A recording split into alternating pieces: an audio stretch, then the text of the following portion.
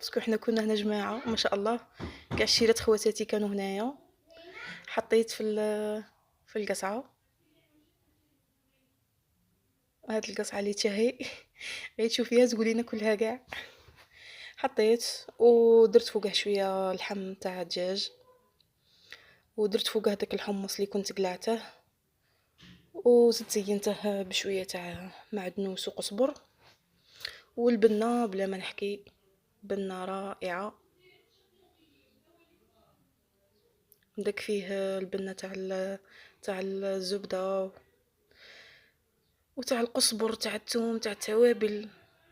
والله يا جماعة ما شاء الله، نتمنى تجربوا هاد الوصفة، راها شابة بزاف. وشيرات جماعة كاع اللي راهم يتابعوني ما تنسونيش بالجيم والكوم.